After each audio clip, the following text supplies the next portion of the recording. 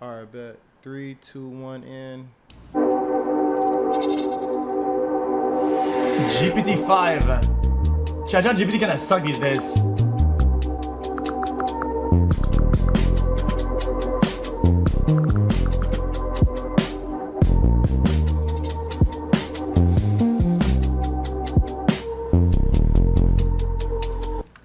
Wait, I don't get it. We have 10,000 subscribers at $200 a month with Susan churn. What is this? Huh? Some finance shit. Oh, okay, yeah.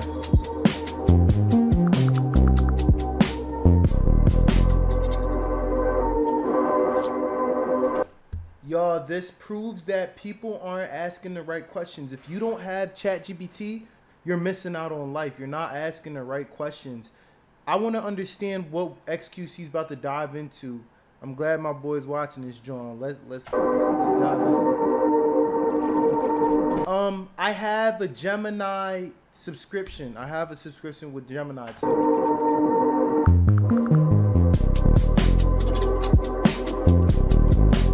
Y'all watch Fire Shipping.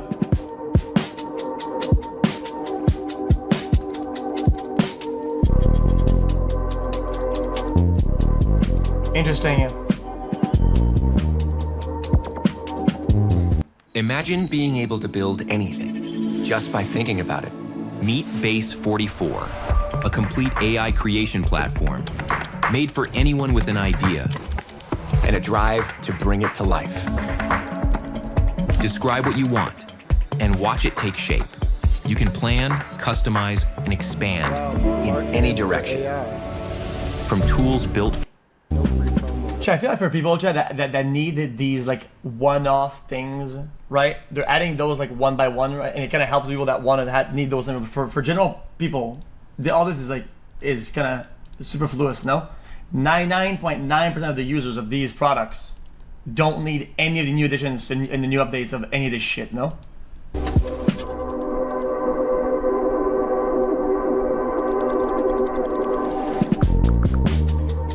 He's not lying. 99% of people aren't even people don't even know how to use ChatGPT in the right way, bro.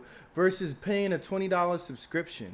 Really think about that. Like, in the world we live in today.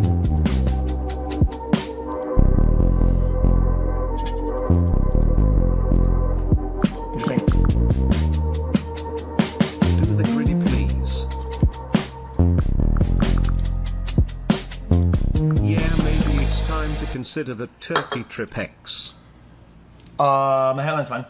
Hey, yo. Oh, you mean this one? Yesterday hairline's was the not last bad, day of the though. rest of our lives. It's Yesterday not was the worse day than Sam mine. Altman asked his ego this three-word question. What have we done? Because yesterday was the day the human intelligence monopoly officially ended with the long-awaited release of OpenAI's GPT-5, the first AI model to outperform biological humans on the simple benchmark. Meanwhile, it's quickly overtaking... Wait, the humans. What the fuck is that? Guys, what is the human baseline? What is that? It's not... Gemini, where it says Gemini 2.5 chat, nigga, that's me. I'm third. better than me. I- You can never I'm out-human me. Perform biological humans on the simple benchmark. Meanwhile, it's quickly overtaking virtually every leaderboard on LM Arena, which means every programmer that still has a job will be getting a layoff notice shortly, or at least that's what the hype engineers at OpenAI want you to think. Not everybody is falling for it though. That simple bench score was just a rumor, and in fact, GPT-5 is actually in 5th place. GPT-5 failed to beat Grok on the Arc AG. Really, dude? You're not gonna beat Grok? Really, dude? Gemini 2.5 Pro. Dude. GPT-5 is actually in 5th place. GPT-5 failed to beat Grok on the Arc AGI benchmark. Jesus. Grok Chad.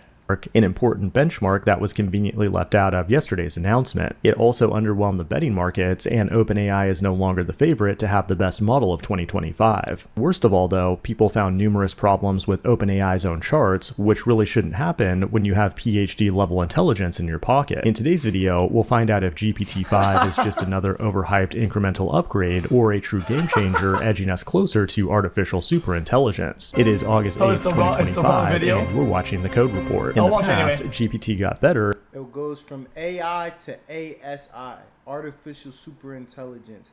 Man, I'ma just say this shit, bro. I use Google VO3. I have a Gemini subscription. That's like $250 a month. My nigga, make sure these AI videos is AI ASI. That's all I'm saying, bro. Cause if at least we paying for the subscription for niggas like me who actually use AI, my nigga, like y'all need to put this focus into Gemini, bro. As it got bigger, it was trained on more data that would activate more parameters when generating text. But those days are essentially over. The thing that makes GPT-5 special is not that it's a bigger, smarter model, but rather it unifies multiple models, like fast, reasoning, routing, etc., to pick the right tool per task without the end user needing to think about it. In many ways, GPT-5 feels more like a consolidation and cost reduction effort after they spent the last year panic shipping a bunch of stupidly named models to justify the $200 Pro plan. Speaking of cost though, GPT-5 is priced at only $10 per million output tokens. And that's a great deal compared to Claude Opus 4.1, which will burn a hole in your wallet at $75 per million output tokens. Sam Altman says GPT-5 is like having multiple PhD level experts in your pocket. But one of the funniest parts of their announcement is that their benchmark graphics were presented with a y-axis that doesn't make any sense. Accuracy percentage pass. GPT-5 without thinking, with thinking. And there can only be two possible explanations for this error. One, they vibe charted with GPT-5 and it doesn't actually have PhD level intelligence. Well, I mean, 69 is under everybody. Shouldn't it be in the middle? Or two, they were trying to be intentionally misleading. What's even better is that GPT-5 is supposed to have lower deception rates, but then someone or something tried to deceive us with the y-axis on the deception benchmark. And that's kind of embarrassing for a $500 billion intelligence company. But if you're a programmer, the biggest question is whether or not GPT-5 can code a Svelte 5to-do app with runes. Many models have come close, but none have succeeded. I put GPT-5 to the test and was stunned to see that it generated beautiful looking Svelte code and did so very quickly, far faster than any other reasoning model. At first, I thought I was working with a PhD level Svelte developer, but I would soon be disappointed after running the code and getting a 500 error as the UI. What's troubling is that GPT-5 used the right syntax, but tried to use a rune in the template, which is not allowed. GPT-5 is supposed to have fewer hallucinations, but it hallucinated its own rules for using runes. However, it did redeem itself when I asked if it knew what was wrong with its code, at which point it figured it out and fixed it. And the end result is a functional app that has a very nice looking.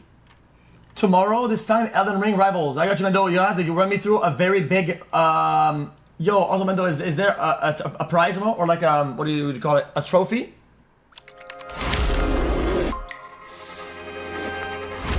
There's 8 billion people in the world, and 8 billion ways to see it. To shape it, bend it, brighten it, light it, turn it, expand it, make it the way you want it. Because with Firefly, the world is what you make it.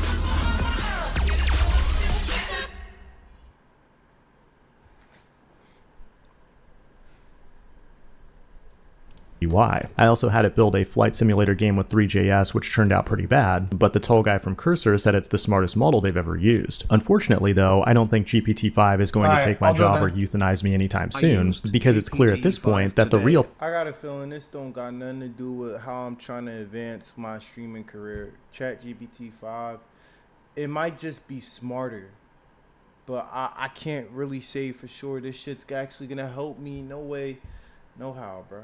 Power comes when you combine these new AI tools with existing technologies that you already know and love, which is why you need to check out Dreamflow, the sponsor of today's video. It's a full-stack AI development environment created by the team at Flutter. Chat, what about if every game you play gets entered to an AI, right? As a kid, and it tells you like you run into a bunch of data and whatever, and it tells you, oh dude, you don't do this enough, or you don't do that enough, you don't do this enough. And it gives you tips. Genie 3 does that.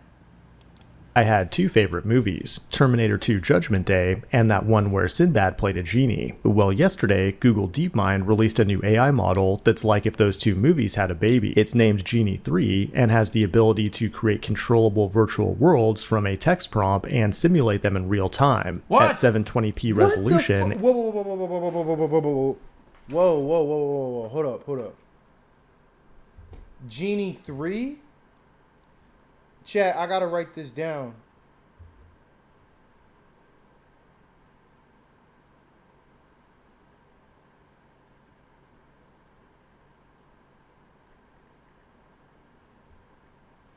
Worlds from a text prompt and simulate them in real time at 720p resolution and 24 frames per second. And we're not just talking about video rendering here, but worlds with actual physical properties that you can interact with like an open world video game. Genie is an AI system that understands reality well enough to simulate it. Think of it like the inverse of perception. Instead of understanding what it sees, it generates what could be seen if it had eyeballs like us. And that's a big deal because it gives autonomous systems and robots an unlimited number of simulated environments for training. In today's video, we'll take a closer look at Genie, along with two other big AI announcements that you may have missed if you blinked yesterday. It is August 6, 2025, and you're watching the Code Report. But before we talk about Google's Genie, OpenAI did something I thought I would never see. They released an OpenAI model with an Apache 2.0 license, meaning you can use it freely to build $1 billion business. GPT-OSS is a model that's so good it approaches the performance of other state-of-the-art reasoning models like O3, while being small enough to run on your laptop or even your phone. I tried it out on Ollama, and while it's great to have another open model, it still feels overly censored and a little bit behind Qwen 3 in general intelligence. And with smaller models, you get higher hallucination rates, which is understandable because you have to cut out a lot of knowledge. That makes it hard to use for any kind of serious programming, but luckily software engineers also got a big upgrade yesterday from Anthropic with the release of Claude.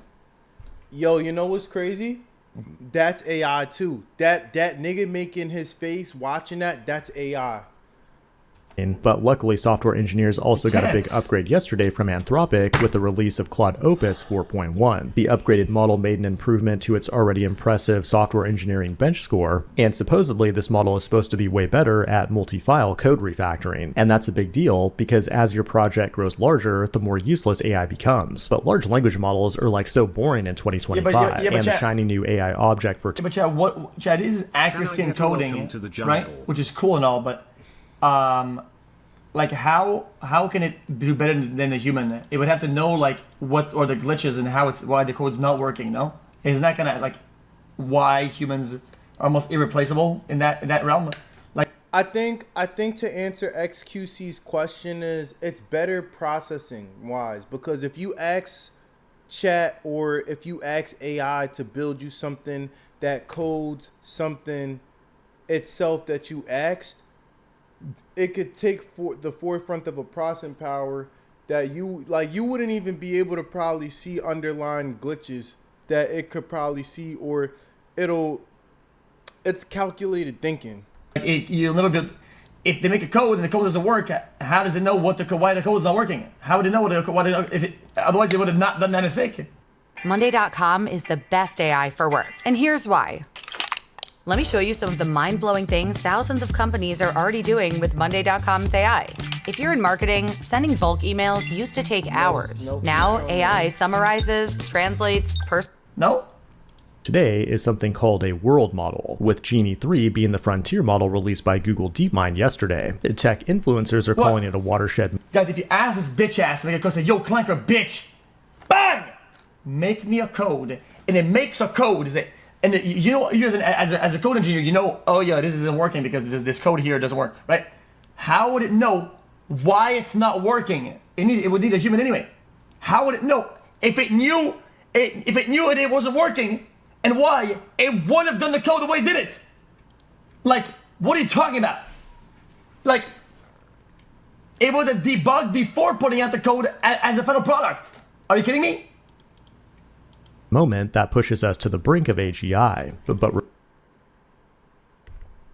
Remember, you should never listen to tech influencers, especially faceless AI-powered YouTube channels that are owned by private equity. That being said, Genie 3 is without exaggeration a watershed moment that puts us dangerously close to self-replicating genocidal machines by giving robots an unlimited simulation space. It generates realistic physical environments with incredible consistency. And what's especially weird is that the consistency is an emergent property, meaning the model just kind of magically got better at keeping the graphics consistent as it got bigger, as opposed to being a deliberate change to the algorithm implemented by programmers. So I'm guessing what the hell that actually means is the brain got bigger so it can hold more of a capacity for space.